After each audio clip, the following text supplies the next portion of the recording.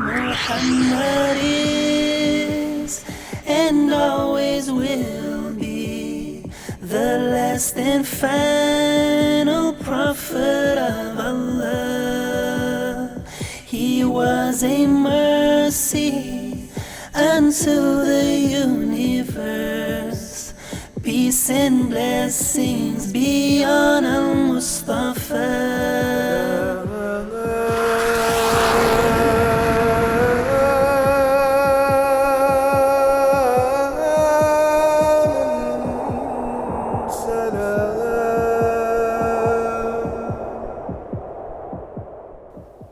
नहमदहु व नुसल्ली अला रसूलिहिल करीम अम्मा बाद अऊज़ु बिल्लाहि मिनश शैतानिर रजीम बिस्मिल्लाहिर रहमानिर रहीम. Brothers and sisters, I am Manzoor Sheikh, the host for today's program. We begin our program with the recitation of Holy Quran. Zikra Naik will recite before you Surah Ala. Zikra Naik. أيها المستمعون الكرام، السلام عليكم ورحمة الله وبركاته. اسمي ذكرى نايك، والآن أقدم أمامكم تلاوة القرآن الكريم من سورة الأعلى. أعوذ بالله من الشيطان الرجيم. بسم الله الرحمن الرحيم. سبح اسم ربك الأعلى الذي خلق فسوى والذي قدر فهدى والذي أخرج المرعى فجعله غثاء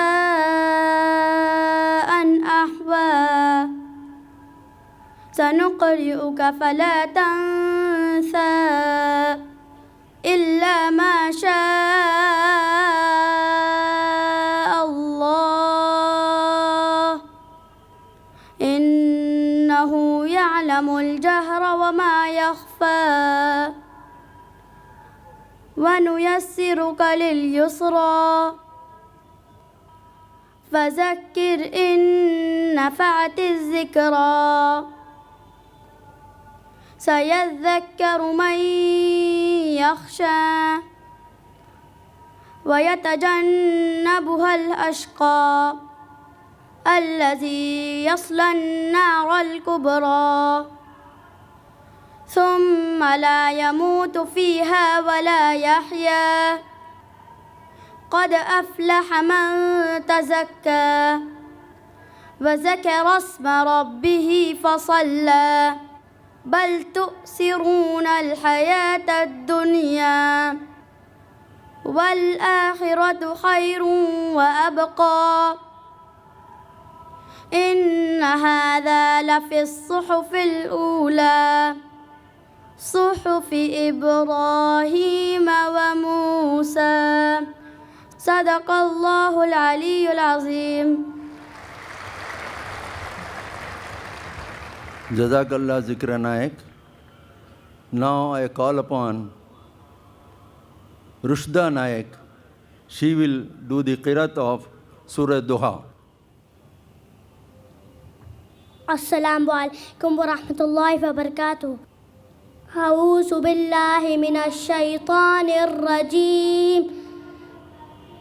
بسم الله الرحمن الرحيم.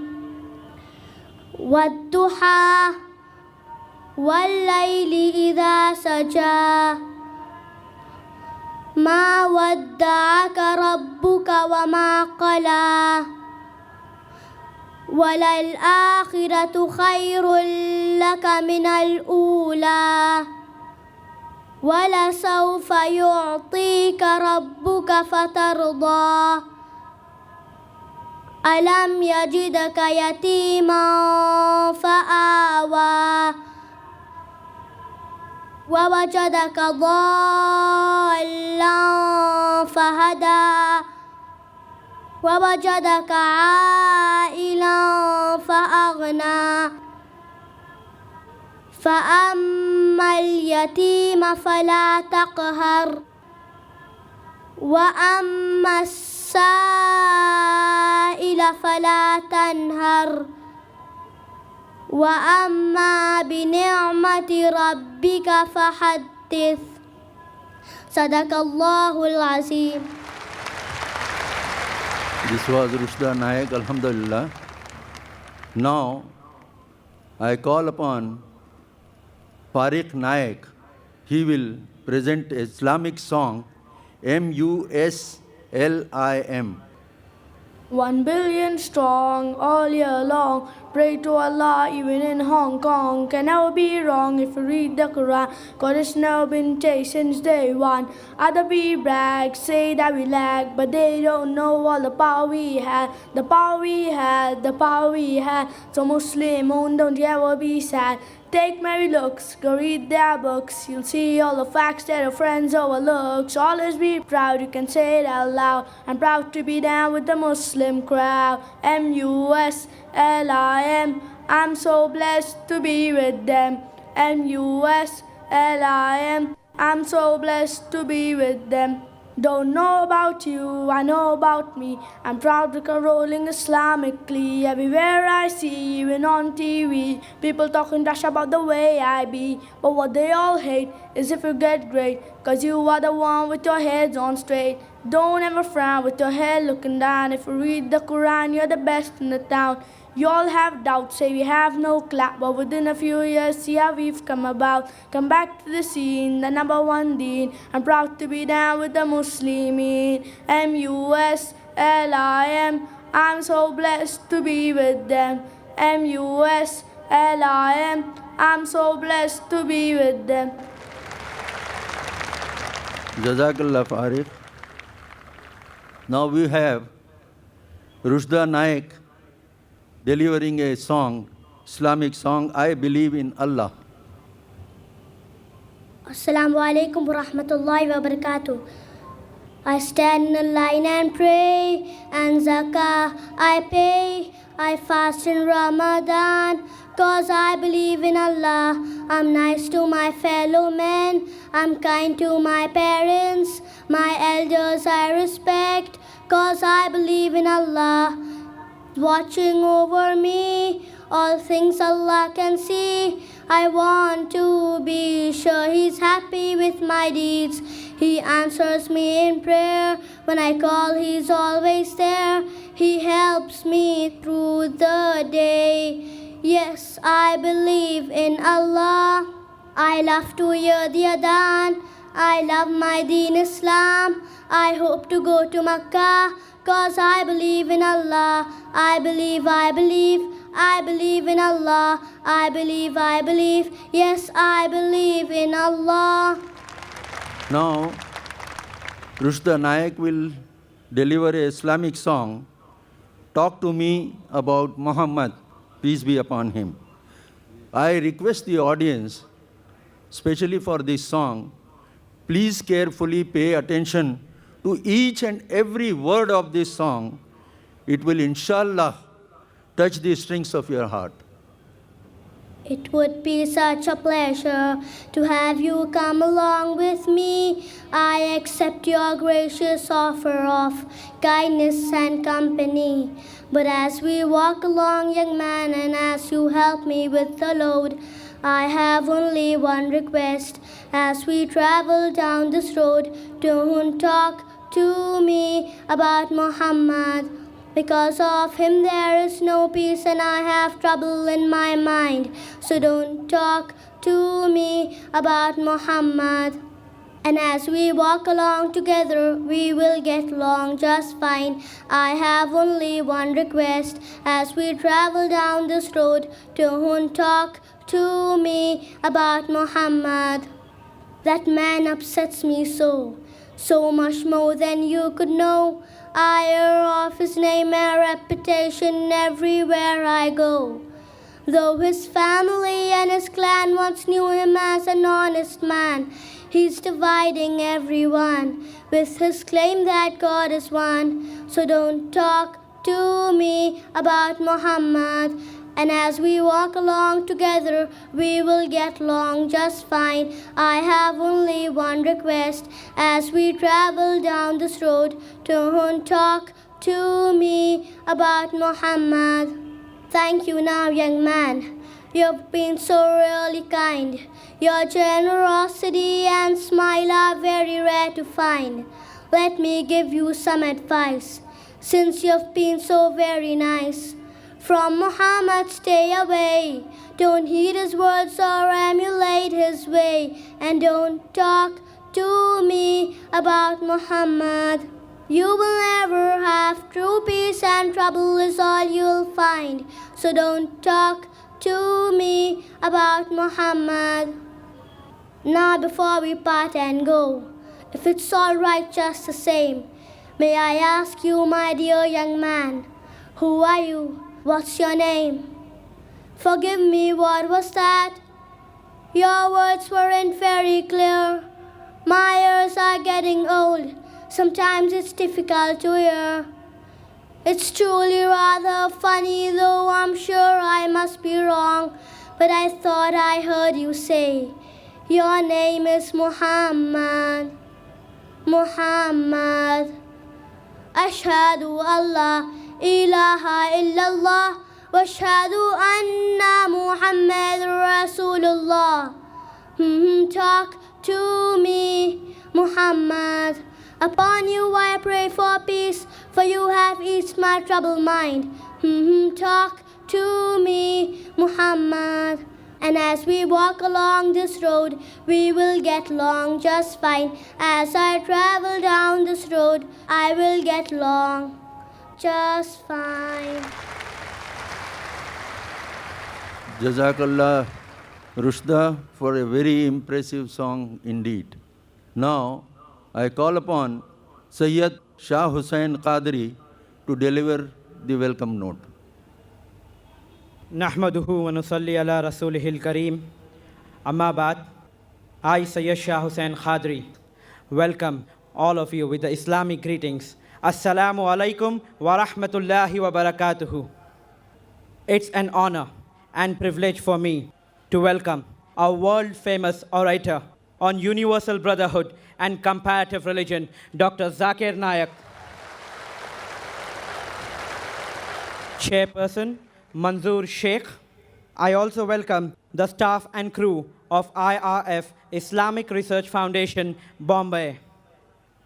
I am gratified by the presence of such a huge and enthusiastic crowd waiting patiently to know about the presence of Muhammad sallallahu alaihi wasallam in world religious scriptures. I pray to Allah subhanahu wa ta'ala that all doubts prevailing in your mind regarding the topic are cleared. Thank you. Jazakallah khair. Brothers and sisters, the presence of all of you in several thousands here is definitely an indication to me that you are all very eager to listen to Dr. Zakir. And therefore, I shall not take much of your time in introducing the esteemed speaker to you. I will only take a few words to tell you about him. Dr. Zakir, basically a medical doctor by profession, turned around completely and came out to serve the cause of Allah. His activities for the past 2 decades have brought a revolution in the field of dawah. And to project the correct picture of Islam in its right perspective, Dr. Zakir has traveled to several countries in the world, mainly USA, UK, Canada, and many other countries of Europe. His zeal to project Islam in its right perspective has brought laurels for him and cleared the misconception about Islam to many people. He resorted to creating a new field for dawah by studying comparative religion and he studied many books on Islam and comparative religion. He calls himself most humbly as the student of Islam and comparative religion. He has also traveled to several cities in this country to deliver his talk and has been in the forefront of the Dawah activities. I take upon this unique opportunity to request him to deliver his talk on the topic Muhammad, peace be upon him, in the various world religious scriptures.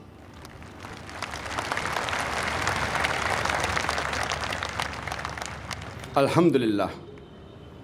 Wassalatu wassalam. Ala Rasulillah wa ala ali wa sahbihi ajmain. Amma ba'd.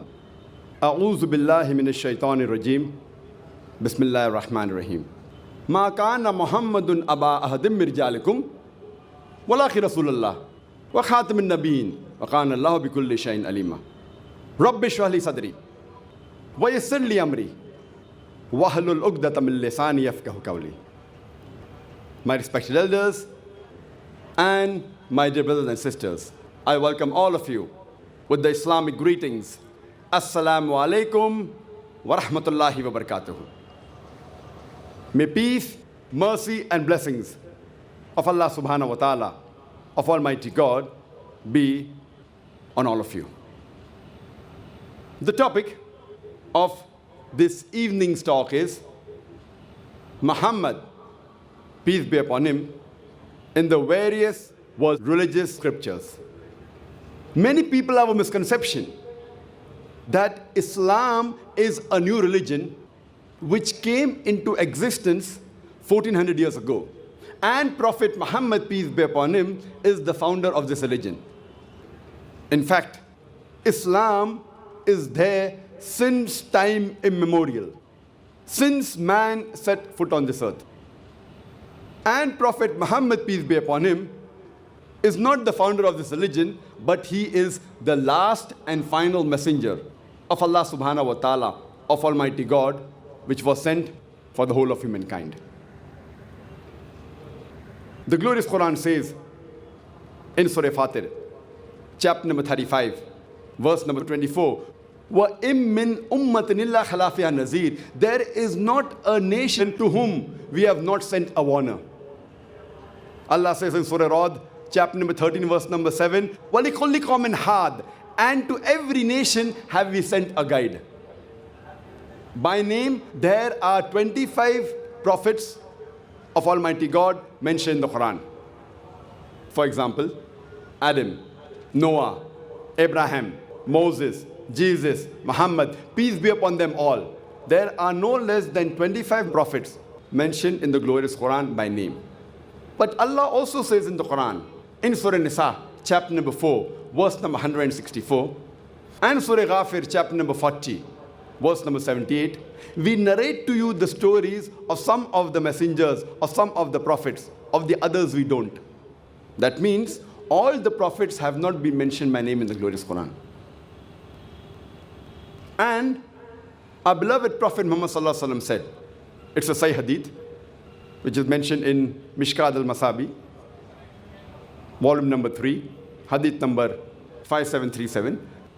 Our beloved Prophet Muhammad sallallahu alaihi wasallam said that Allah subhanahu wa ta'ala has sent about 124,000 prophets on the face of the earth. But by name, only 25 are mentioned in the Quran. But all the messengers that came before the last and final messenger, Prophet Muhammad, peace be upon him, they were only sent for their people. And the complete message which they brought was only meant to be followed in totality till a particular time period. All the messengers that came before Prophet Muhammad, peace be upon him, they were only meant for a particular group of people.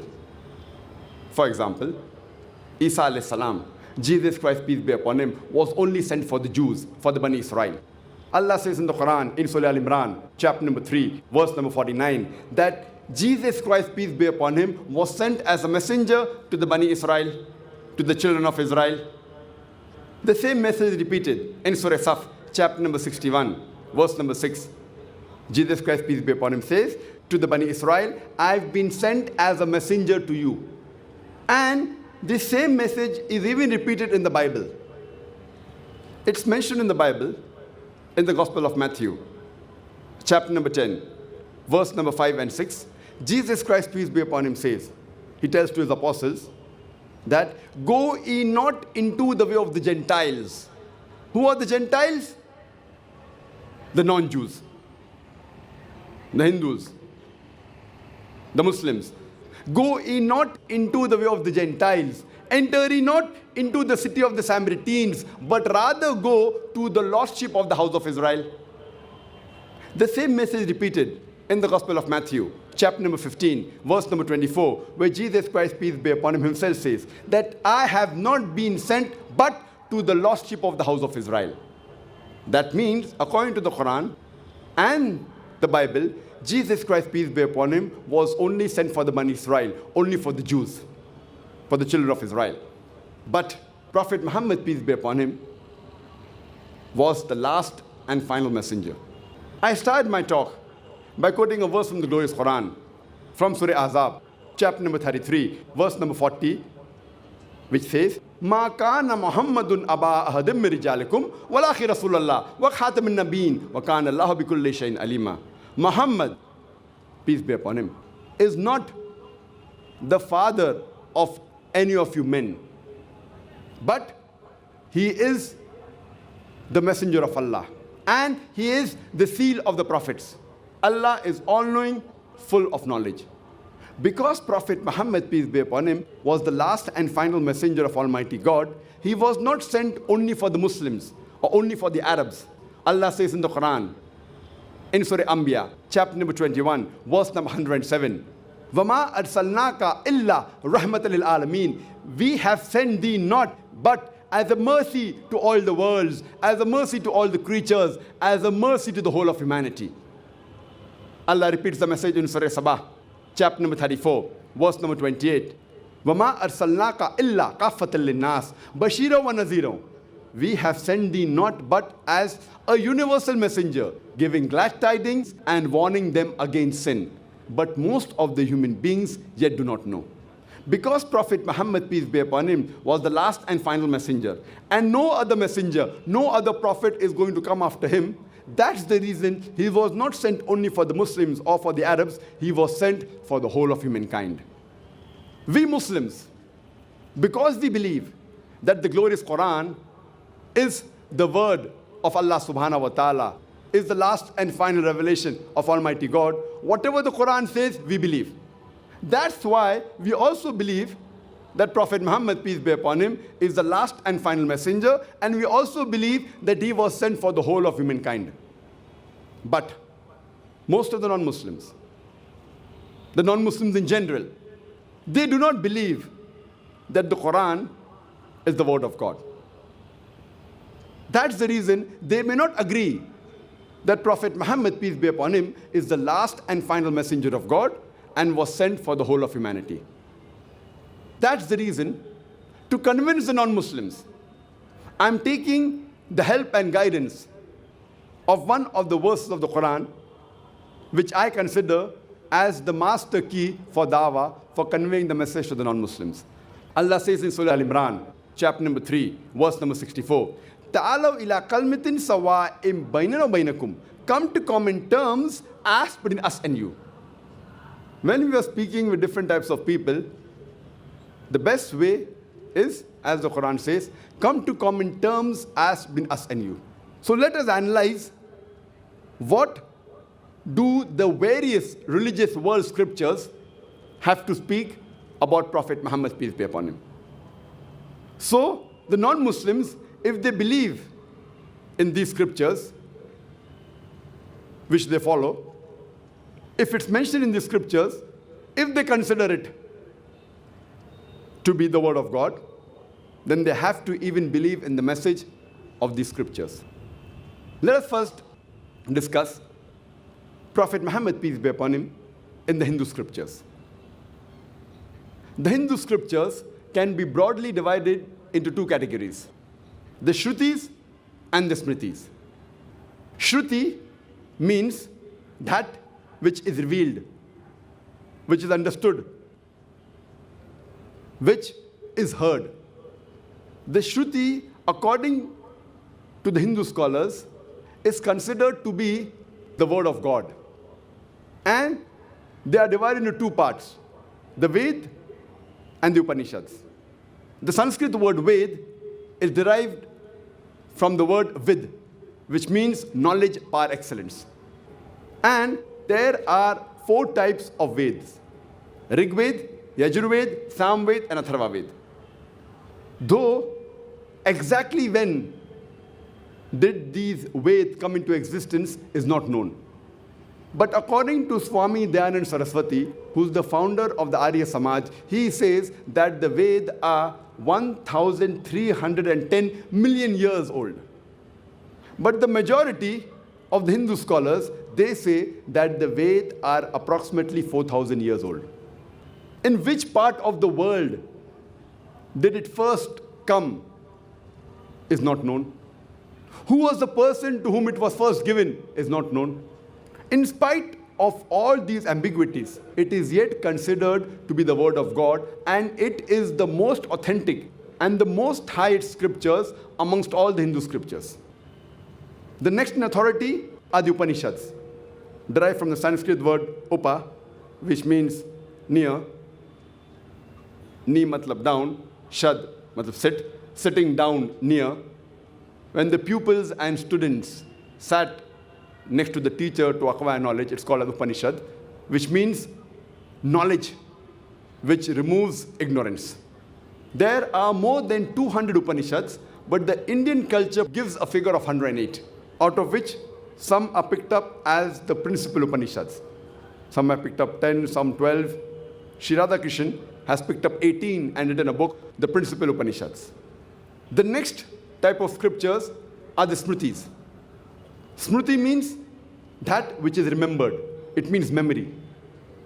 The Hindu scholars say Smritis are scriptures written by human beings, by rishis.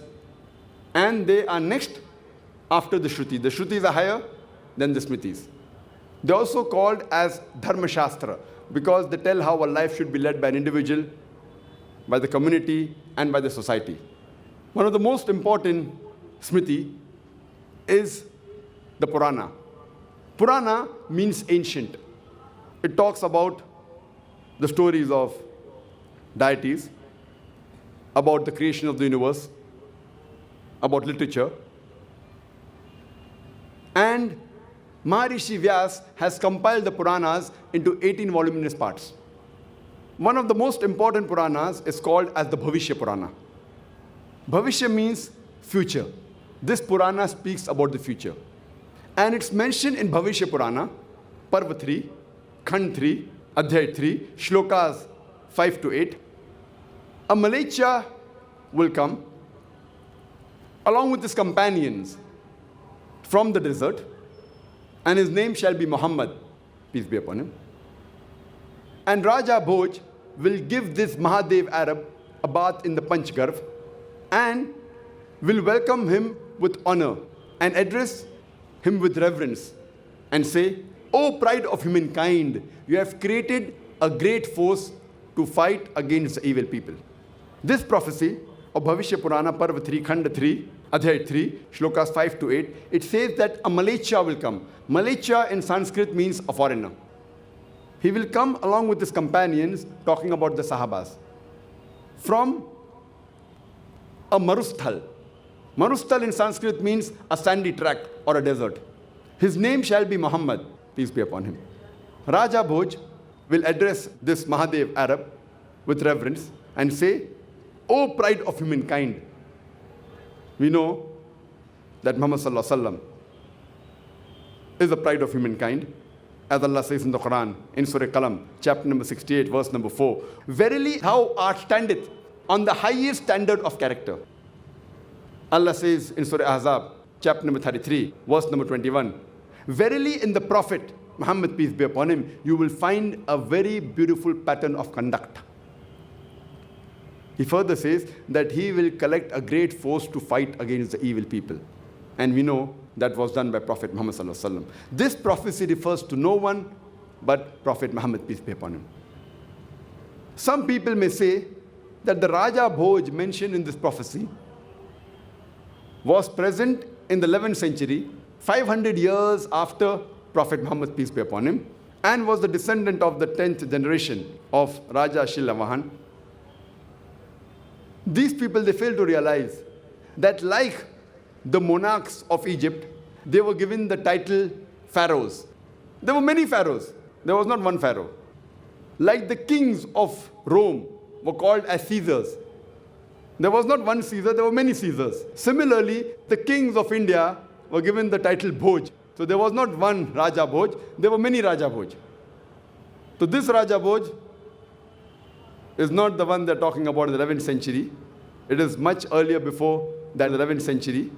Further, it's mentioned in Bhavishya Purana, Parva 3, Khand 3, Adhyay 3, Shlokas 10 to 27. The land of the Malechas has been spoiled. There was an enemy who was killed earlier. Now he's been sent by a more powerful enemy. I will send a man by the name Muhammad, peace be upon him, to guide these people to the straight path. O Raja Bhoj, you need not go to the land of the Pishachas, because I, through my kindness, will purify you where you are. Then a man with an angelic disposition comes to Raja and tells him that Arya Dharma will prevail in this world. I have been sent by Ishwar Paramatma. My follower shall be circumcised, who doesn't have a tail on the head, who will grow a beard, who will create a revolution, who will give the call for prayer. He will eat all lawful things. He will eat all sorts of animals, but will not eat the flesh of swine. He will not be purified by herbs and shrubs, but will be purified by warfare. He will be called as Musalman. This prophecy refers to no one but the last and final messenger, Prophet Muhammad Sallallahu Alaihi Wasallam. It says that my follower shall be a person who's circumcised. And we know the Muslims are circumcised. He will not have a tail on the head. That's a shendi or a chutti. He will grow a beard. He will create a revolution. He will give the call for prayer. That's talking about the adhan, like you Muslims give. He will eat all lawful things. He will eat all sorts of animal, but will not eat the flesh of swine. And Allah says in the Quran in no less than 4 different places. In Surah Baqarah, chapter number 2, verse number 173. Surah Ma'idah, chapter number 5, verse number 3. Surah Anam, chapter number 6, verse number 145. And Surah Nahl, chapter number 16, verse number 115. Hurrimat alaykumul maytutu waddamu walahmul khinzir. Wama uhilla li ghayril bi. Forbidden for you for food are dead meat, blood, the flesh of swine, and any food on which any name besides Allah's name is taken. So because the Quran says in no less than 4 different places that flesh of swine is prohibited, we Muslims don't eat pork. The prophecy further says they will not be purified by herbs and shrubs, but will be purified by warfare.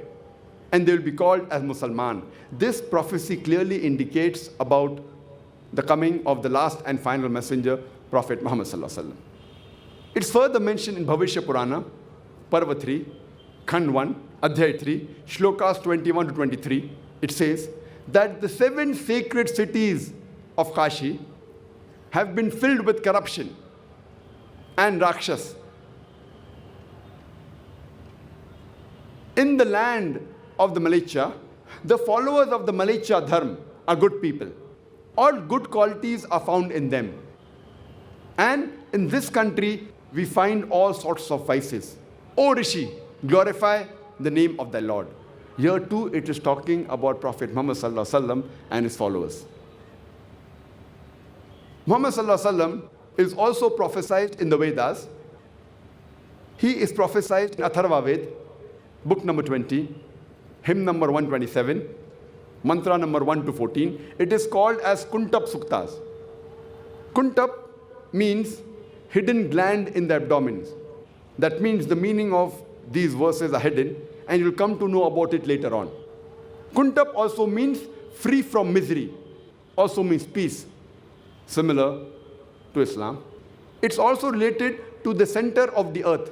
And we know Makkah is the center of the earth. And Allah says in the Quran in Surah Al-Imran, chapter 3, verse 96, that the first place of worship was Bakka, which is another name for Makkah.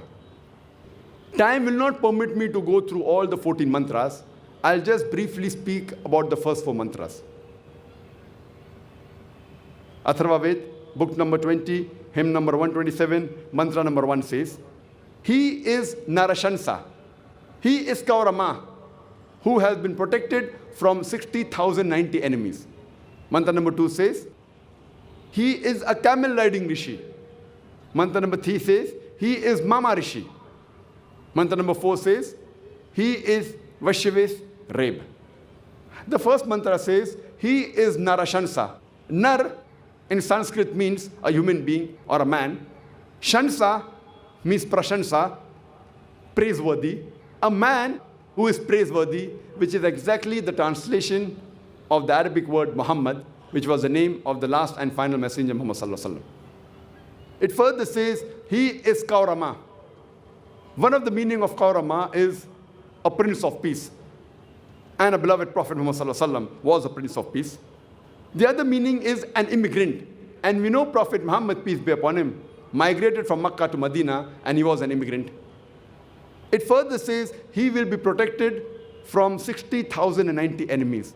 And we know the population of Makkah that was against Prophet Muhammad sallallahu alaihi wasallam was approximately 60,000.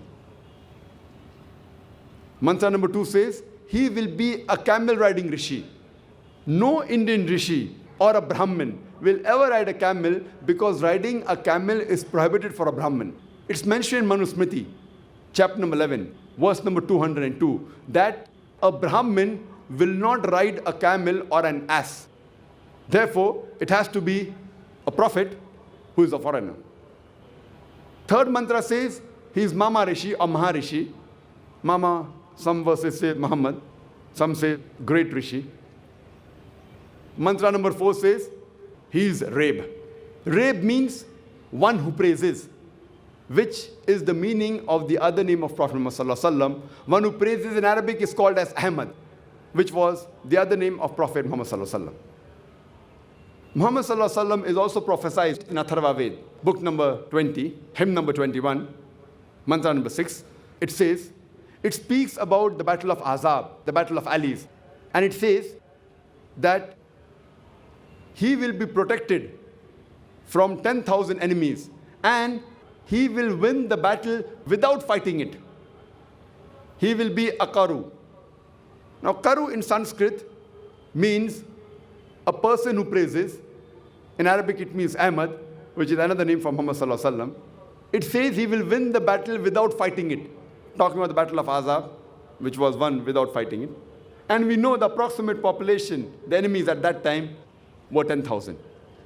It further says in Atharva Ved, book number 20, hymn number 21, mantra number 7, that Almighty God will overthrow 20 kings, and he will protect the Abandhu from 60,099 enemies. Abandhu in Sanskrit means an orphan. The other meaning of Abandhu means praiseworthy, which is the translation of Muhammad into English, peace be upon him. So Abandhu in Sanskrit, if you translate to Arabic, means Muhammad sallallahu alaihi wasallam. It says that Almighty God will overthrow 20 kings. And we know that there were approximately 20 chieftains in Makkah at the time of Muhammad sallallahu alaihi wasallam. And Muhammad sallallahu alaihi wasallam won all of them. And the enemies against the Prophet Muhammad sallallahu alaihi wasallam at that time was approximately 60,000. This same prophecy is also repeated in Rig Ved, book number 1, hymn number 53, mantra number 9. But the Sanskrit word used is Sushrama. Sushrama also means one who is praiseworthy, which is the meaning of Muhammad sallallahu alaihi wasallam. And Prophet Muhammad sallallahu alaihi wasallam is also prophesied in Agni, mantra number 64, and it says that this Rishi, he will not drink the milk of his mother. He will not be breastfed by his mother. And we know Prophet Muhammad sallallahu alaihi wasallam was not breastfed by his own mother. And Bibi Halima, may Allah be pleased with her, she was the one who breastfed Muhammad sallallahu alaihi wasallam. Prophet Muhammad sallallahu alaihi wasallam is also prophesied as Ahmad, one who praises in several places. In Uttar Chik, mantra number 1500, In Indra, chapter number 2, mantra number 152. In Yajurved, chapter number 31, verse number 18. In Rigved, book number 8, hymn number 6, mantra number 10. In Atharva Ved, book number 8, hymn number 5, mantra number 16. In Atharva Ved, book number 20, hymn number 126, mantra number 14. Prophet Muhammad Sallallahu Alaihi Wasallam, besides being prophesied as Ahmad, is even prophesied in several places as Narashanksa. As I mentioned earlier, Narashanksa is derived from Nar, which means a human being or a man, and Shansa comes from the word Prashansa, which means praise, a man who is praiseworthy. Prophet Muhammad Sallallahu Alaihi Wasallam is prophesied by name as Muhammad Sallallahu Alaihi Wasallam, as Narashanksa in several places in Hindu scriptures. In Rigved, book number 1, hymn number 13, mantra number 3. In Rigved, book number 1, hymn number 18, mantra number 9. In Rigved, book number 1, hymn number 106, mantra number 4. In Rigved, book number 1, hymn number 142, mantra number 3. In Rigved, book number 2, hymn number 3, mantra number 2. In Rigved, book number 5, hymn number 5, mantra number 2. In Rigved, book number 7, hymn number 2, mantra number 2. In Rigved, book number 10, hymn number 64, mantra number 3. Rigved, book number 10, hymn number 182, mantra number 2.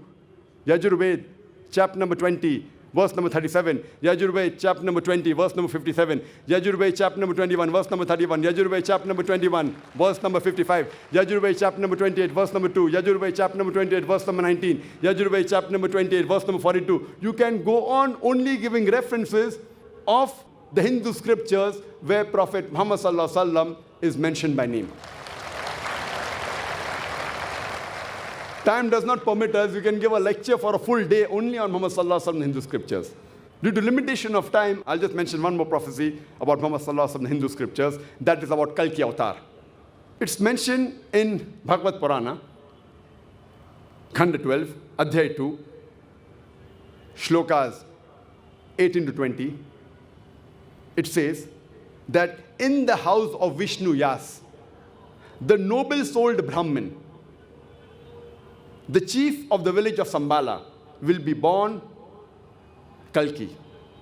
He will be given superior qualities and will be given 8 supernatural qualities. He will ride a white horse and carry the sword in the right hand. It's further mentioned in Bhagavad Purana, Khand 1, Adhyay 3, mantra number 25. In Kal Yuga, when kings will be like robbers, in Kal Yuga, when kings will be like robbers, in the house of Vishnu Yas will be born Kalki. He's even prophesied in Kalki Purana, chapter number 2, mantra number 4. It says that in the house of Vishnu Yas, the noble-souled Brahmin, the chief of the village of Sambala, will be born Kalki. It's mentioned Kalki Purana, chapter number 2, mantra number 5. He will be helped by 4 companions to fight the evil people. It's mentioned Kalki Purana, chapter number 2, mantra number 7. He'll be held by the Devatas, or the angels in the battlefield. It's mentioned in Kalki Purana, chapter number 2, verse number 11. He'll be born in the house of Vishnu Yas, in the womb of Sumati. It's mentioned Kalki Purana, chapter number 2, verse number 15. He'll be born on the 12th day of the month of Madhav. In short, all these verses of the Hindu scriptures, they speak about the Kalki Avatar. I'll just mention in brief the few points which is prophesied in the scripture. Point number 1, his father's name will be Vishnu Yas. Vishnu means God. Yas means the servant. It means the servant of God. If you translate to Arabic, it means Abdullah, which was the name of the father of Prophet Muhammad Sallallahu Alaihi Wasallam.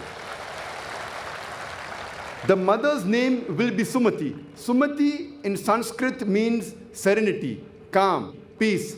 In Arabic, it means Amina, which was the name of the mother of Prophet Muhammad Sallallahu Alaihi Wasallam. It says he will be born in the village of Sambala. Sambala means a place of serenity and peace. And we know Makkah was called as Darul Aman, means the house of peace. And Prophet Muhammad Sallallahu Alaihi Wasallam was born in Makkah. It further says he'll be born in the house of the chief of the village of Sambala, and we know Muhammad sallallahu alaihi wasallam was born in the house of the chief of Makkah. It further says he'll be born on the 12th day of the month of Madhav, and we know Muhammad sallallahu alaihi wasallam was born on the 12th date of Rabi Awwal. It further says that he will be the last Rishi, the last prophet, the Antim Rishi. And we know it's mentioned in the Quran in Surah Ahzab, chapter 33, verse number 40. Ma kana Muhammadun aba ahadim min rijalikum walakin Rasulullah wa khatamin nabiyyin wa kana Allahu bikulli shay'in alima. Muhammad sallallahu alaihi wasallam is not the father of any of you men, but he is the messenger of Allah and is the seal of the prophets. Allah is all-knowing and full of knowledge. So the Quran says that he will be the last messenger prophet, Muhammad sallallahu alaihi wasallam. It further says that this Rishi, this Kalki Avatar, he will get the knowledge, the enlightenment. The first one at night time in a cave. And then he will go towards north and come back.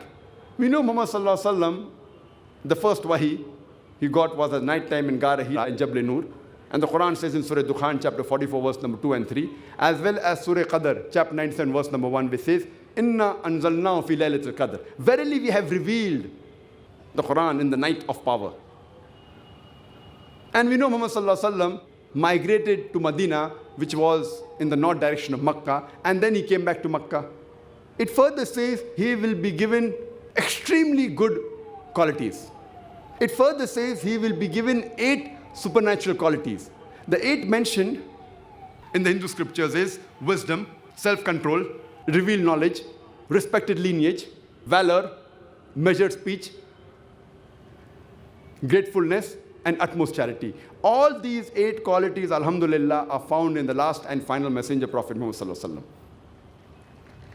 It further says that he will be a messenger for the whole of humankind. As Allah says in Surah Sabah, chapter number 34, verse number 28. وَمَا أَرْسَلْنَاكَ إِلَّا كَافَّةً لِلنَّاسِ بَشِيرًا وَنَذِيرًا. We have sent thee not but as a universal messenger, giving glad tidings and warning them against sin. But most of the human beings yet do not know. It further says that he will be given a white horse. And we know Muhammad sallallahu alaihi wasallam was given the Buraq, by which he did the Miraj. It also says that he will ride a horse carrying the sword in the right hand. And we know Muhammad sallallahu alaihi wasallam even took part in the battle, most of which were in self-defense. He actively took part and even had the sword in the right hand. The prophecy further says he will guide the ignorant people to the straight path. And we know Muhammad sallallahu alaihi wasallam guided the Arabs. Those days were called as Ayyamul Jahiliya, the days of ignorance. And Muhammad sallallahu alaihi wasallam, with help of Allah subhanahu wa ta'ala, with help of the Quran, he guided the Arabs from darkness to light. It further says he'll be helped by 4 companions, referring to the 4 Sahabas, the Khulfa Rashidin, Hazrat Abu Bakr, Hazrat Umar, Hazrat Usman, and Hazrat Ali, may Allah be pleased with them all. And it says that he will be helped by the Devtas, the angels in the battlefield. And we know the Quran mentions in Surah Al-Imran, chapter number 3, verse number 123 to 125, as well as in Surah Anfal, chapter number 8, verse number 8 and 9, that the angels helped Muhammad sallallahu alaihi wasallam in the battle of Badr, and because of them, Muhammad sallallahu alaihi wasallam was victorious. This was in brief talking about the Kalki Avatar, which is mentioned in the Hindu scriptures. For more details on Muhammad sallallahu alaihi wasallam in Hindu scriptures, you can refer to my video cassette on this topic, which gives more details on Muhammad sallallahu alaihi wasallam in the Hindu scriptures. Let us discuss the prophecy of Prophet Muhammad, peace be upon him, in the Parsi scriptures. Zoroaster was the founder of Zoroastrianism, also known as Parsiism. It originated in Persia about 2,500 years ago. It is also called as a religion of Magianism or a religion of fire worshippers. The sacred scriptures of the Parsis are the Dasatir and the Avesta. Avesta is also called as Zend Avesta. The Dasatir is further divided into Khurda Dasatir and Kalan Dasatir. The Avesta is also further divided into Khurda Avesta and Kalan Avesta, also known as Zend and Mahazend. If you read these Parsi scriptures, in several places, Prophet Muhammad sallallahu alaihi wasallam has been prophesied. It's mentioned in the Avesta in Farwadin Yasht, chapter number 28, verse number 129, it says that his name will be victorious. His name will be Astawet Areta. He will be called as Sosient. It says that he will be called as victorious, as Sosient. His name will be Astawet Areta. And we know Prophet Muhammad Sallallahu Alaihi Wasallam was victorious in Fateh Makkah. And the word Sosient, according to Hastings Encyclopedia, means a person who is praiseworthy, which is the translation of the Arabic word Muhammad Sallallahu Alaihi Wasallam. So Prophet Muhammad, peace be upon him, is mentioned by name in the Parsi scriptures. It also says he will be Astawet Areta. Astawet Areta means a person who praises, which is the translation of the second name of Muhammad Sallallahu Alaihi Wasallam, that is Ahmad. Ahmad also means one who praises. Further, it's prophesied in the Avesta, in Zamiyad Yasht, chapter number 16, verse number 95, that his friends will come, the friends of Astawet Areta, who will be fighting against the evil. They will be well thinking, well speaking, and well doing. And their tongue will not utter a single falsehood. This is talking about the Sahaba, and the name again is mentioned, Astawet Areta, which means one who praises, that is Ahmad, peace be upon him, which is the other name of Muhammad Sallallahu Alaihi Wasallam. It talks about the Sahabas, that the companions of the Prophet will be good people. They'll be well thinking, speaking good things. They'll be doing good things. And their tongue will never utter a falsehood. That means they will not tell a single lie. And we know from history that all the Sahabas, mashallah, they were truthful. Prophet Muhammad Sallallahu Alaihi Wasallam is also prophesied in the Dasatir, that is the other scripture of the Parsis. Dasatir means das, and Atir means a book containing 10 parts. It is also plural of Dastur. Dastur means a religious law. So it is a book containing 10 parts, a religious law. It's mentioned in the Dasatir, when the Parsis will forsake the religion, when the Zoroastrians will forsake the religion, and they will become desolate, a man will arise from the desert. His followers will subjugate the Persians and will conquer the arrogant Persians. They will be a mercy to the humankind. They will not worship the fire in the temple, but will pray in the direction of the house of God of Abraham, which will be free from idols. They will be the masters and rulers of Persia, thus Balkh, and the other religious places of Persia, of the Parsis. And their prophet will be an eloquent person doing miraculous things. This prophecy also refers to no one but the last and final messenger, Prophet Muhammad Sallallahu Alaihi Wasallam. It's further mentioned in the Bundai Hash, chapter number 30, verses 6 to 27, that the Sosient shall be the last prophet. Sosient, as I mentioned earlier, according to the Hastings Encyclopedia, means one who is praiseworthy, referring to Muhammad Sallallahu Alaihi Wasallam. And it says in the prophecy, Muhammad Sallallahu Alaihi Wasallam will be the last prophet. This was in brief regarding Muhammad Sallallahu Alaihi Wasallam in the Parsi scriptures. Let's discuss the prophecy of Prophet Muhammad, peace be upon him, in the Buddhist scriptures. Almost all the Buddhist scriptures, they speak about a Maitri to come. It's also mentioned in Chikka Varsunar Setanta, D 11176. It says that another Buddha will come by the name of Maitri, the Holy One, the Supreme One, the Enlightened One, endowed with wisdom and conduct, auspicious, having knowledge of the universe. Whatever he will get from supernatural knowledge, he will preach to the whole world. He will preach a religion which will be glorious at the beginning, glorious at the climax, and glorious at the end. He will preach a way of life which will be truthful and wholly perfect. He will have several thousands of monks, as I have several hundreds of monks. This prophecy is also repeated in the sacred books of the East. volume 35, page number 225, that a Maitri will come with such and such criteria and qualities. And further it says that he will be a leader of thousands of people as I am a leader of hundreds of people. It's further mentioned in the Gospel of Buddha, page number 217 and 18, that Ananda, he asks Buddha that, "O Blessed One, after you have gone, who will guide us?" So the Blessed One, Buddha, he replied that I am not the first Buddha in this world, neither am I the last. There will be another Buddha who will come, the Holy One, the Supreme One, the Enlightened One, endowed with wisdom and conduct, the auspicious, having knowledge of the universe. He will preach a good religion. He will preach a religion which will be glorious at the beginning, glorious at the climax, and glorious at the end. He will teach a religion which will be based on truth and will be a perfect way of life. And he will have many thousands of disciples as I have only hundreds of disciples. The Ananda asks Buddha, the Blessed One, how will we know him? So Buddha replies, he will be called as Maitri. Maitri means the merciful, loving, kind, compassionate. One equivalent Arabic word is Rahmah.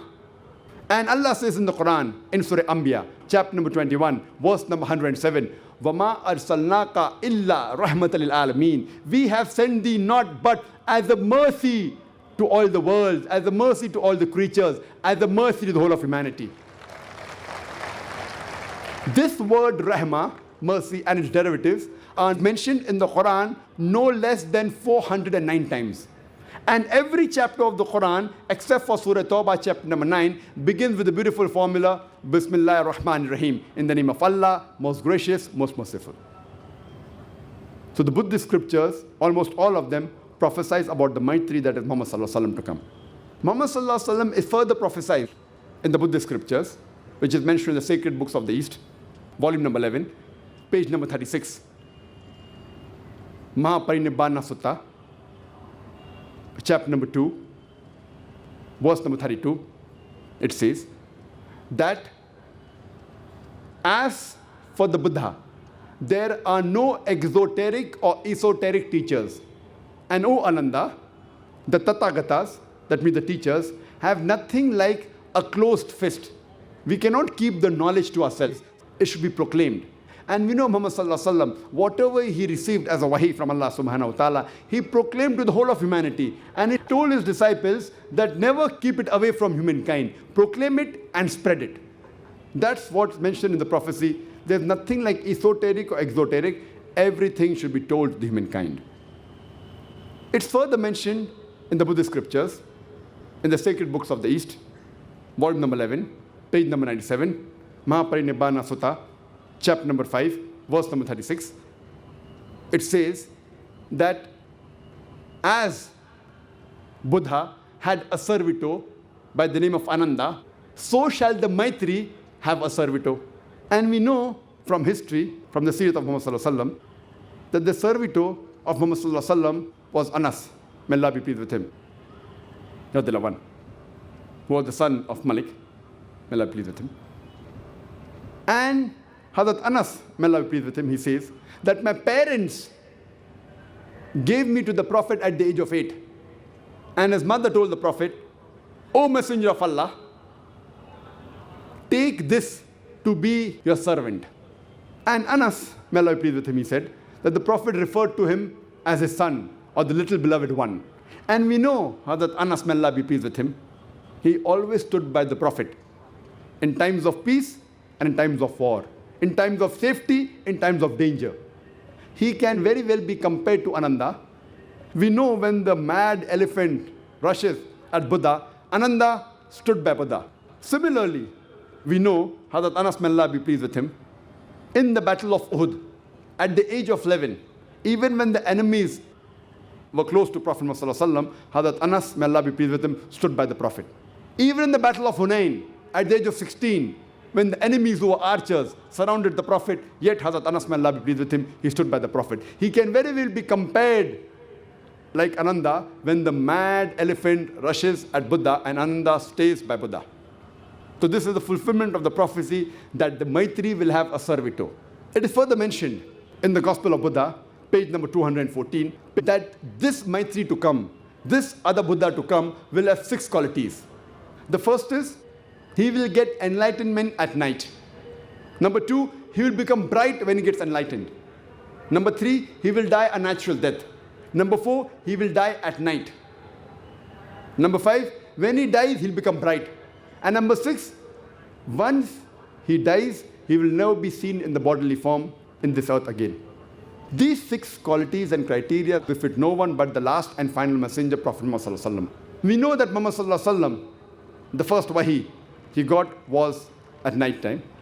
As I mentioned earlier, the Quran says in Surah Dukhan, chapter 44, verse number 2 and 3, and Surah Qadr, chapter 97, verse number 1, that the Quran was revealed in the night of power. It further says, he will be lit up. And we know Muhammad Sallallahu Alaihi Wasallam had become bright. He was enlightened. It further says, he will die a natural death. And we know Muhammad Sallallahu Alaihi Wasallam had a natural death. Point number 4, he will die at night. And we know from the hadith of Hazrat Aisha, may Allah be pleased with her, that she did not have oil in the lamp. So she borrowed the oil from the neighbor, indicating it was night when Prophet Muhammad Sallallahu Alaihi Wasallam died. It further says that he will become bright at the time of death. And Hazrat Anas, may Allah be pleased with him, says that Prophet Muhammad Sallallahu Alaihi Wasallam looked bright when he died. And the last point is that when he dies, he will never be seen in the bodily form on this earth. I know Muhammad Sallallahu Alaihi Wasallam, when he died in the bodily form, he's buried in Medina, and he was never seen in bodily form again. All these criteria mentioned in the Buddhist scriptures befit no one but the last and final messenger, Prophet Muhammad Sallallahu Alaihi Wasallam. It's further mentioned in the Buddhist scriptures, in the Sacred Books of the East, volume number 10, page number 68. It says that the Tathagatas, they are only preachers. That means the Buddhas to come. They can only preach. And Allah says in the Quran in Surah Ghashiyah, chapter number 88, verse number 21, فَذَكِّرْ إِنَّمَا أَنْتَ مُذَكِّرْ. Allah says to the Prophet, your job is to deliver the message. Giving hidayah is in the hands of Allah subhanahu wa ta'ala. It's further mentioned in Sacred Books of the East, volume number 10, page number 67, that to go to paradise, even your good deeds are responsible. Your good deeds are responsible for you to go to paradise. And Allah says in Surah Al-Asr, chapter number 103, verse number 1 to 3, Wal Asr, Innal insana fi khusr, illa allazina amanu wa amilu salihati wa tawasaw bil haqqi wa tawasaw bis sabr. Which means, by the token of time, man is very in a state of loss, except those who have faith, those who have righteous deed, those who exhort people to truth, and those who exhort people to patience and perseverance. One of the criteria to go to Jannah is amal salihat, righteous deed, which is mentioned in the Buddhist scriptures. And further, it's mentioned in Dhammapad, Mattaya Sutta, 151. It gives the criteria of the Buddha, the final Maitri to come. It says that he will be a mercy to humankind. He will be gentle. He will be an example to humankind. He says he'll be kind. And he will be truthful. So all these criteria befit no one but the last and final messenger, Prophet Muhammad Sallallahu Alaihi Wasallam. This was in brief regarding Muhammad Sallallahu Alaihi Wasallam in the Buddhist scriptures. Let's discuss the prophecy of Muhammad Sallallahu Alaihi Wasallam in the Jewish and the Christian scriptures. The Jewish and the Christian scriptures, we know that the Bible is divided into the Old Testament and the New Testament. The Bible, according to the Catholics, has 73 books. According to the Protestants, they have thrown out 7 books as apocrypha, doubtful from the Old Testament. So total Bible contains 66 books. So the New Testament of the Catholics and the Protestants contain 27 books. But the Old Testament of the Catholics contains 46 books. Of the Protestant, it contains 39 books. The Old Testament speaks about the stories about the prophets that came before Jesus Christ, peace be upon him. And the New Testament speaks about the life and the times of Jesus Christ, peace be upon him. We'll first discuss the prophecy of Muhammad Sallallahu Alaihi Wasallam in the Jewish scriptures. It's mentioned in the Old Testament. In the book of Deuteronomy, chapter number 18, verse number 18, it says, Almighty God says, I shall raise them a prophet from among thy brethren, like unto thee, and I shall put my words into his mouth, and he shall speak all that I command him. This prophecy says, I shall raise them a prophet from among thy brethren, like unto thee, like Moses, peace be upon him. So the Christians, they say that this prophecy refers to no one but Prophet Jesus Christ, peace be upon him. And when we ask them, why does it refer to Jesus Christ, peace be upon him? They tell us because the prophecy says the prophet to come should be like Moses, peace be upon him. And Jesus Christ, peace be upon him, was like Moses, peace be upon him. And when we ask them, how are they alike? They tell us that Moses and Jesus, peace be upon them, both of them were prophets of God, and both of them were Jew. That's why this prophecy is talking about Jesus Christ, peace be upon him. If these two are the only criteria, for the fulfillment of the prophecy that he should be a Jew and he should be a prophet of God, then all the prophets mentioned in the Bible after Moses, peace be upon him, fulfill this prophecy.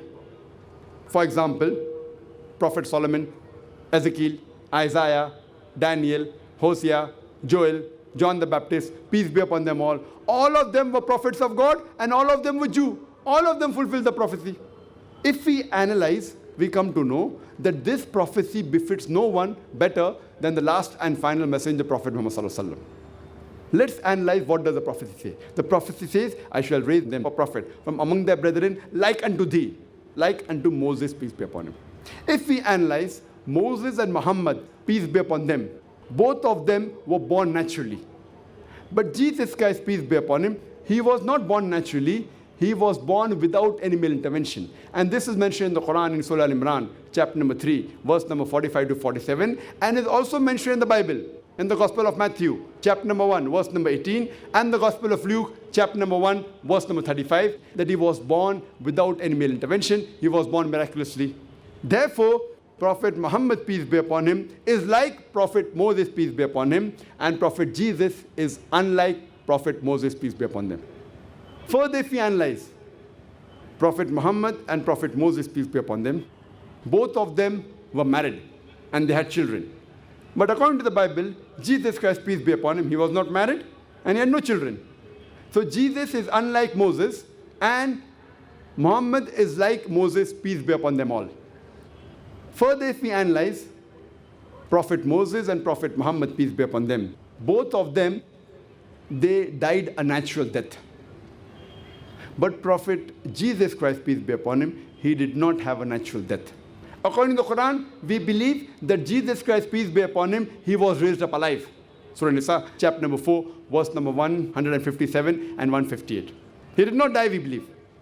Even if you read the Christian Bible correctly, even according to the Christian Bible, we can prove he did not die, he was not crucified. But the Christians think that Jesus Christ, peace be upon him, he died on the cross, he was crucified. For more details regarding this topic, refer to my video cassette and the debate, was Christ crucified? But even if we agree for sake of argument, what they say is right. We have to agree that Jesus Christ, peace be upon him, he did not have a natural death. According to the Christian reading of the Bible, which is not correct, they believe he died on the cross, it was not a natural death. We believe he was raised up alive. Both ways we agree, he did not have a natural death. Therefore, Jesus Christ, peace be upon him, is not like Moses, peace be upon him, and Prophet Muhammad, peace be upon him, is like Moses, peace be upon him. Further, if we analyze Prophet Moses and Prophet Muhammad, peace be upon them, both of them brought new laws. But according to the Bible, Jesus Christ, peace be upon him, did not get a new law. It's mentioned in the Gospel of Matthew, chapter number 5, verse number 17 and 18. Jesus Christ, peace be upon him, says, think not that I have come to destroy the law of the prophets. I have come not to destroy, but to fulfill. Further, if we analyze, Muhammad and Moses, peace be upon them, besides being prophets of God, they were even worldly kings. That means they could give the punishment of life and death to the person who deserved it. They could give the punishment of death to the person who deserved it. Where Prophet Jesus, peace be upon him, he could not do that. And it's mentioned in the Gospel of John, chapter number 18, verse number 36. Jesus Christ, peace be upon him, says, my kingdom is not of this world. And further, if we analyze Moses and Muhammad, peace be upon them, both of them, their people, they accepted them as prophets of God as a whole. But Jesus Christ, peace be upon him, his people as a whole, they did not accept him as a prophet. It's mentioned in the Gospel of John, chapter number 1, verse number 11, that they all forsook him. So here when we analyze, we come to know that Moses and Muhammad, peace be upon them, are alike, and Moses and Jesus, peace be upon them, they are unlike. So this prophecy refers to no one but Prophet Muhammad, peace be upon him. The prophecy further says, I shall raise them a prophet from among thy brethren. And we know that the Arabs are the cousins of the Jews.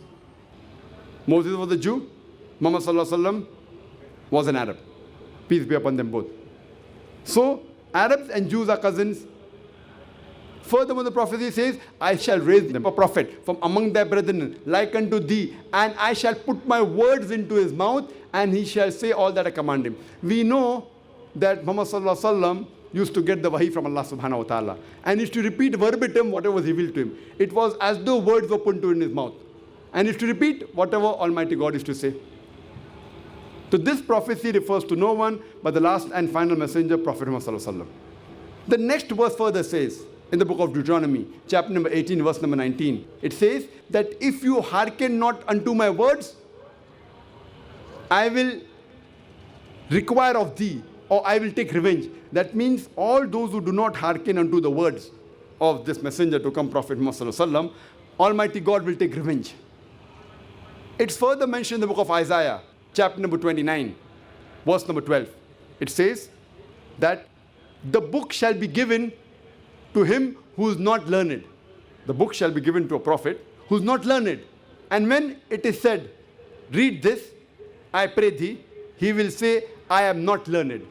And we know that when the first wahi came to Muhammad sallallahu alaihi wasallam, and when Archangel Gabriel said, Iqra, read, our beloved Prophet Muhammad sallallahu alaihi wasallam replied, Ma ana biqari, which means I am not learned. This is the verbatim fulfillment of the prophecy of the book of Isaiah, chapter 29, verse number 12, that when the book is given to the person who is unlearned, we know Prophet Muhammad sallallahu alaihi wasallam was unlettered, he was an ummi, and when it would be said to him, read, he will say, I am not learned. And that's what he said, Ma ana biqari. Prophet Muhammad, peace be upon him, is also mentioned by name in the Old Testament. It's mentioned in the Song of Solomon, chapter number 5, verse number 16. It says in Hebrew, Hikkum mametakim vikulli Muhammadim Zaidudi Zairai baina Jerusalem, which means his mouth is more sweet. He is altogether lovely. He is my beloved. He is my friend, O daughters of Jerusalem. They have translated Muhammadim as altogether lovely. But in the Semitic languages, like Arabic or Hebrew, they add im as a respect. Like to Elo, God, that Elohim for respect. So to the name of Muhammad, they added Muhammadim for respect. Peace be upon him. So he's mentioned by name in the original manuscript. But now when we read, it's translated to altogether lovely. Now let's discuss the prophecy of Muhammad sallallahu alaihi wasallam in the New Testament. As far as the Christians are concerned, whatever is mentioned in the Old Testament, they have to believe because that is part of the scripture, that's part of the Bible. And Allah says in the Quran in Surah Araf, chapter number 7, verse number 157, they follow the unlettered prophet, which is mentioned in the law and gospel. It's further mentioned in Surah Saf, chapter number 61, verse number 6. That Jesus Christ, peace be upon him, says to Bani Israel, to the children of Israel, I've been sent as a messenger to you, confirming what came before me and giving glad tidings of a messenger to come whose name shall be Ahmad. And when we read the New Testament, there are several prophecies of Prophet Muhammad sallallahu alaihi wasallam mentioned in the New Testament. It's mentioned in the Gospel of John, chapter number 14, verse number 16. It says, Jesus Christ, peace be upon him, says, I shall pray to my Father to send you a comforter who shall abide with you forever. It's mentioned in the Gospel of John, chapter number 15, verse number 26. And when the comforter will come, whom my Father will send, he will glorify me. It's mentioned in the Gospel of John, chapter number 16, verse number 7. Nevertheless, I tell you the truth. it is expedient for you that I go away. For if I go not away, the Comforter shall not come. For if I depart, shall I send him? Many of the Christians say that this Comforter refers to the Holy Spirit. Now, carefully note the prophecy of Gospel of John, chapter number 16, verse number 7 says, nevertheless, I tell you the truth. Jesus Christ, peace be upon him, is saying, nevertheless, I tell you the truth. It is expedient for you that I go away. For if I go not away, the Comforter shall not come. For if I depart, shall I send him. The criteria for the Comforter to come is that Jesus Christ, peace be upon him, should depart. Only if he departs, will the Comforter come. We know that the Holy Spirit was there when Jesus Christ, peace be upon him, was being baptized. The Holy Spirit was also there before Jesus Christ, peace be upon him, was born. He was in the womb of Elizabeth. Several places it's mentioned in the Bible. So surely this Comforter cannot refer to the Holy Spirit. And furthermore, the word Comforter, if you go to the Greek and Aramaic, the present scripture, it says it is Paraclete. And they translate Comforter. Paraclete actually means an advocate. And if you go and do research, the right word is Parakletos, which means one who praises, or one who is worth praising, irrespective which is the name of Muhammad sallallahu alaihi wasallam, Ahmad and Muhammad sallallahu alaihi wasallam, irrespective whether it is Parakletos, the one who praises, or the praiseworthy, or it is Paraclete,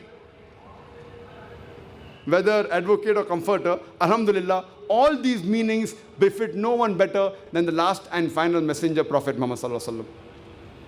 Further, it's mentioned in the Gospel of John, chapter number 16, verse number 12 to 14, Jesus Christ, peace be upon him, says, I have many things to say unto you, but ye cannot bear them now. For he, when the Spirit of truth shall come, he shall guide you unto all truth. He shall not speak of himself. All that he hear shall he speak. He shall glorify me. He shall show you things to come. This prophecy says, I have many things to say unto you, but ye cannot bear them now. Jesus Christ, peace be upon him, tells the people, I have many things to say unto you, but ye cannot bear them now. For he, when the Spirit of truth shall come, he shall guide you unto all truth. He shall not speak of himself. All that he hear shall he speak. You know, Muhammad sallallahu alaihi wasallam, whatever was revealed to him, he spoke verbatim.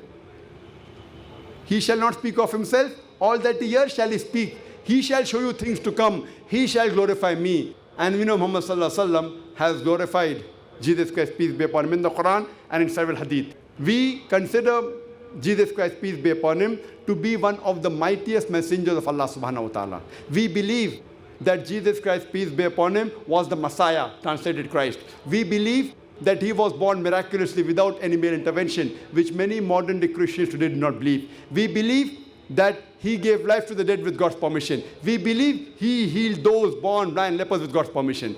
So Prophet Muhammad sallallahu alaihi wasallam did glorify Jesus Christ, peace be upon him. So this prophecy refers to no one but the last and final messenger, Prophet Muhammad sallallahu alaihi wasallam. This was in brief regarding the mention of Muhammad sallallahu alaihi wasallam in the Christian scriptures. Time doesn't permit me to go and give more quotations, but this is just a nutshell, the tip of an iceberg regarding the mention of Muhammad sallallahu alaihi wasallam in the various world religious scriptures. I would like to end my talk with the quotation of the glorious Quran, where Allah says in chapter number 108, Allah says, Inna a'tainaka al-kawsar, fasalli lirabbika wanhar, inna shaniyaka wal-abtar, which means we have granted him the fountain of abundance, al-kawsar, and pray to thy Lord and sacrifice the name of thy Lord. And anyone who hated thee, hated Muhammad sallallahu alaihi wasallam, he will be cut off from all future hope. Wa akhir dawana alhamdulillahi rabbil alamin.